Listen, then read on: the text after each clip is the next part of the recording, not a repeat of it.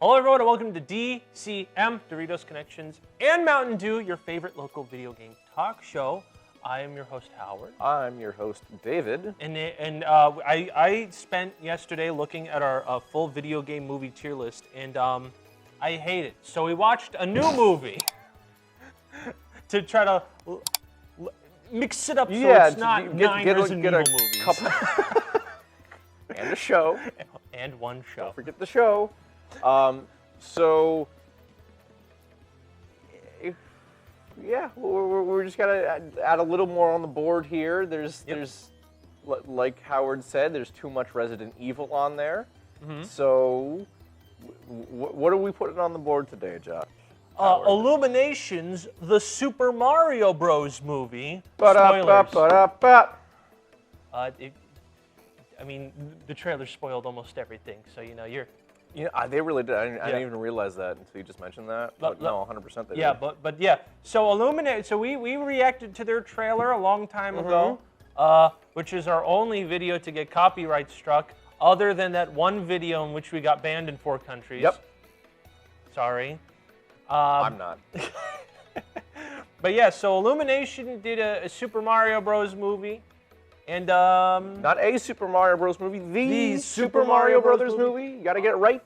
And it's really awkward because I didn't understood why we needed a reboot of the classic movie featuring John Leguizamo. I don't know why we needed that. Bob Hoskins. And Bob Hoskins. The late, great Bob Hoskins. Oh, well, I mean, Lou Albano was a better Mario, but, that's neither here nor there. Yeah, neither here nor there. But, so we got a new one. Star-studded cast. Made by an animation studio that makes terrible movies. So what do we think? What are we thinking, Red? First impressions? Right off the bat, it was solid. Yeah, it was solid. So solid is the best I think we could have gotten from that movie. I don't think anyone was expecting it to be anything better than solid. Yes. So, good job, Illumination. Finally, Illumination's second good movie. I know. It only took them like a dozen of them. And when was Despicable Me? 2007, I want to say? No. I want to say 2007, 2008. I thought it was 2010.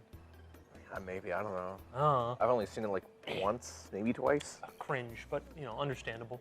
We'll watch it here on the channel. Yeah, we're going to review Despicable Me as our next movie. Not a video game movie. We can probably figure out some video game stuff about it. Just do whatever we want. It's our show. Yeah. So it is a solid movie. The plot's pretty simple. Is Mario and Luigi, my homeboy Luigi, separate from Foreman Spike's wrecking crew to start their own plumbing business. And this is all taking place in Brooklyn, just like the Super Mario Brothers Super Show. Mm-hmm. And and after a bitter family dinner, they think that they can save Brooklyn with their plumbing, and they accidentally find a warp pipe in the bottom of New York sewers that transports in like this enormous. Okay, so full Yeah. spoilers, by the way. We should have mentioned that at the top. Yeah, full spoilers. Sorry, but we it's don't okay. care. This is like still the first like 15, 20 minutes of the movie. It's not that bad. Yeah. It's in this very large complex underground. Like, it's way bigger than it has any right to be. Yeah, for also- a sewer complex. And also, if Mario and Luigi are like the second and third person to enter the Mushroom Kingdom, like how did no one find that complex? Well, It's huge. This is true, but I mean, we only see the one pipe in there. Oh. With it being so big, it might just be that one pipe.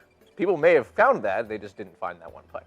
All right. That was like right at the bottom, wasn't it? Yeah, it was right at the bottom, but it was also green in a vacuum. This is true. Yeah, but point still stands. They find the warp pipe. They go to the Mushroom Kingdom, and during the big warp pipe, Luigi gets separated, and he goes to Bowser's domain, while Mario goes to the Mushroom Kingdom. All the meanwhile, we get introduced to Bowser, who stole a power star from the Penguin Village. So that's kind of the plot setup, really. Yeah, and that's more or less just the plot of the movie. Yeah, Bowser takes the star and he's like, I'm going to marry Princess Peach now that I have this big star and it can do something. Well, it's kind of funny, actually, because they don't specify what Bowser's plan is until later on in the movie. Because, like, it's building up, it's like, yeah, he's gonna take over the kingdom, but no, there's a little like, reveal where he's like, I'm gonna ask Princess Peach to marry me, and then everyone, like, falls silent, and they're like, what? Yeah, why? Excuse me? Why? Which I actually like that bit. That was a really good bit. And Mario wants to go save Luigi, so Princess Peach trains Mario on how to be the best fighter in the world, so they can fend off Bowser because they think Bowser is gonna blow up everything. I'm kind of surprised, looking back, that they didn't make this joke. But Peach is turning Mario into Super Mario.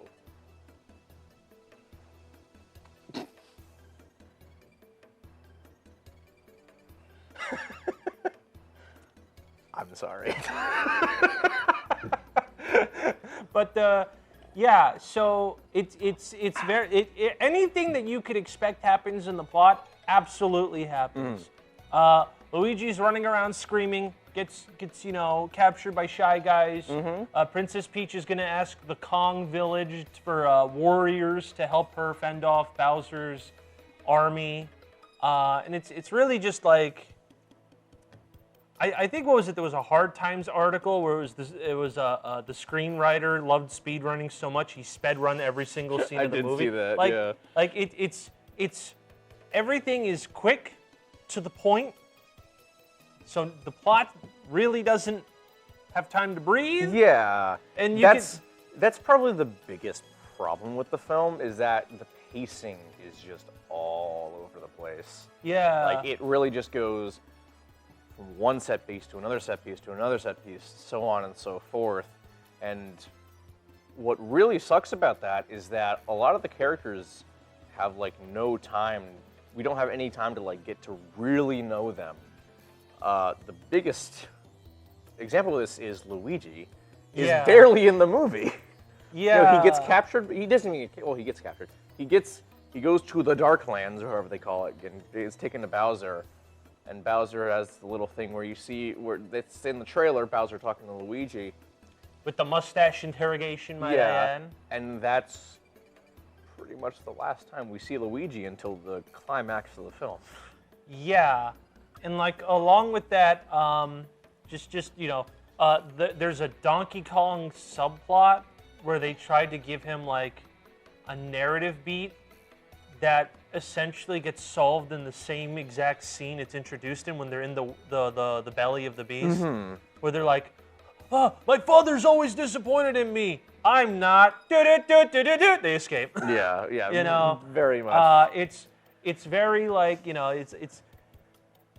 they're going as fast as possible because I guess they genuinely believe like only 4-year-olds are going to this or something. I guess.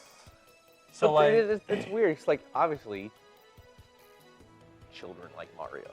Yes. But also Mario is a franchise that has been around since the early 80s. So like you have older audiences who would 100% be interested in something like this. It seems weird to me that they're not trying to play to both of those audiences. Yeah, I mean, I feel weird comparing it to something like this, but like a recent example, Puss in Boots: The Last Wish. That was a movie that like perfectly balanced both audiences. Yeah. It's a shame that we couldn't get that same level of balance here in this movie.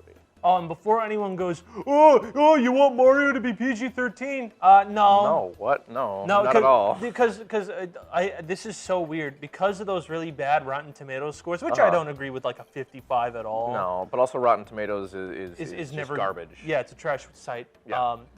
Which to the point where that website, people purposely went out of their way to find a bad review of Citizen Kane to just ruin its 100% score. It's a bad website. But now everyone's going like, yes, objectively the best video game movie, and if you disagree, you're wrong, and you have the wrong. And like, guys, calm down. It's a movie for like 4-year-olds, which is an inherent critique of the product. Yes. Which is why I'm a little disappointed, because I thought it'd be an all ages movie, instead felt like a movie for 4-year-olds. But I mean, to be fair, Illumination's output prior to this hasn't really screamed all ages, you know? That is true. You know, that one shot of the Grinch's doing a butt wiggle as he puts on pants with Brockhampton blaring in the background. That didn't really scream all ages to me personally. Maybe we hit the all ages category there. You know, that's up for your interpretation. I don't know. I haven't seen that one, so I'll defer to you on that. I'm very sorry. All right. But you know, but that's the main criticism of the movie, is that it's safe and it like really panders to like babies. Yeah. Once you get and the pacing's bad. Pacing's bad. It's too fast. Once you get past that, now that we're out of the gate, it is a very fun movie. Yeah, no, it's a lot of fun. And I did like the voice casting choice at the end of the day, except Seth Rogen, because he just did the Seth Rogen. I like Seth Rogen. I'll say it. I liked it. No, he's funny, but however, he's gonna be in the new Ninja Turtles movie, and he's gonna sound exactly the same. No, this is very true. I'm not looking forward to that, but I think he did a good performance. It's just I don't think his voice performance is that, you know. I think a lot of people, ourselves included, probably definitely overreacted with some of the voice cast, namely Chris Pratt. Okay. There's a reason, because I listened to the line in the movie. That line for the trailer was not the same line they used for the movie. It wasn't even in the movie. Yeah, it wasn't in. So that means that was like an after. That means whatever they probably caught him walking out, and it's like, oh, hey, we need a line for the trailer. Okay, and he wasn't prepared at all. Yeah. Which that does not make it look good. So I think like we were justified on that alone, but overall it's not as bad as we were thinking. The wildest part, the craziest thing is how the movie opens. The commercial. He did do. Both he and Charlie Day do the voices, and it was shockingly good. Yeah. I was like, hold on, that's not Charles Martinet. I'm pretty sure that's actually Chris Pratt and Charlie Day doing that. And it was really cute because after they do that ad, they actually do have Charles Martinet, whose character is designed after the original design of Mario. His name's Giuseppe. Giuseppe, doing like, I think you did pretty good. Yeah. Yahoo! And it was very cute. Yeah. Very cute. And there's a lot of cute, inclusions. Like I love how there's like when they're going to the Kong village, there's just a roaming herd of Yoshis. Yeah. You know, there's this movie. This is like so chock full of Easter eggs and references. It can almost be overwhelming at times. Yeah. It's ridiculous. Literally, me and my little brother, we were gonna do a joke where we each did the soy jack. It's like, oh, reference. But we stopped after like the first 10 minutes because it wasn't worth it. The joke got old within 3 minutes, but we were like trying to commit to the bit. We couldn't do it. I leaned over at one point. I think it's when Toad first brings Mario to the castle, and the guards are like, "Oh, you know, here, princess, is another castle." And I leaned over to my friends, I'm like, get it, and he just leans over to me. He's like, "Shut the hell up." Yeah, no, so there's full of references. There's a good chance you'll see your favorite obscure Mario character. They got the Shy Guys, they got the Dry Bones, they got all the, the Yoshis. What about Toadette was in the background of Bowser from Super Mario Brothers 2? I don't even remember who that character is. He's a big mouse who throws bombs, I think. You know what? I'm not going to say anything because there's one guy who pirated a copy, went through every frame, and probably found a shot. No, probably. Oh, okay. Well, people are already decoding all the references in the music. Oh, of course. Yeah, no, people. I'm not sure the music's like available on to purchase. But the moment that thing goes to Blu-ray, we're gonna get many Oh, videos yeah. of every single reference in Mario. Everything you missed in the Super Mario Brothers movie. Because again, I saw Toadette on a poster. There was Diddy Kong and Dixie Kong were there. Funky Kong was on Rainbow Road. There's too many references but so many references, and it just never stops. The one that stuck out to me was near the end when they're doing the big battle in Brooklyn. You see like a playing card sign, like which was what Nintendo started out doing before they did video games. They made like playing cards. Oh, I noticed yeah. that it was on like just the side of a building. I'm like, oh, that's an Easter egg. Yeah. That's really the only one I remember. There's they were in the Little Mac Diner in the beginning, I think. Oh, and then it was Punch Out Pizzeria as well. Punch Out Pizzeria, yep. Maybe that was the place. I Yeah. also saw a Little Mac Cafe. There's also, there was just too many. Maybe we should just do an Easter egg video. I don't. At this point. I don't have the time and patience. We're just going over how like there's a good attention to detail. You know, and I do think it is like there are some weird choices sometimes. Like when they did the Kong Village and they had Take On Me playing. Very odd. That was very odd. I mean, that's kind of Illumination's thing. They do weird needle drops. Yeah. That make no sense a lot of the time. Yeah, and you know, so they go to Kong Village, to get to get the Kong's assistance, and Mario has to fight Donkey Kong in order for the Kongs to help, and that's when the greatest moment in cinema happens. Oh my God! Hold on, what did you remember? You say your thing. Okay. It might. I can probably lead The greatest moment of cinema. They open the gates. You don't see Donkey Kong. Cranky Kong's talking to him. And the DK rap starts playing. And Donkey Kong makes his appearance. And I go, yep, all right. But 200 out of 10. Fantastic movie. I loved every single thing about it. He came. They had the Donkey Kong rap. I'm good. We don't need to do anything else. They could have just ended the movie there and I'd be satisfied. But no, unfortunately, they kept going. But, you know, whatever. So, during that scene where Donkey Kong and Mario are fighting, this is in the trailers where Mario gets the cat suit power up from Super Mario 3D World. There were two children sitting next to me in the theater. Okay. He gets the cat power up. Without missing a beat, I hear both kids say, "He's a furry. He's a furry." And I had to like bite my tongue. I'm like, oh God.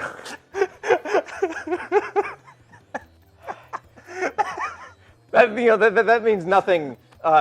In terms of the intrinsic quality of the film, that was just a funny tidbit from my personal experience. Yeah, okay.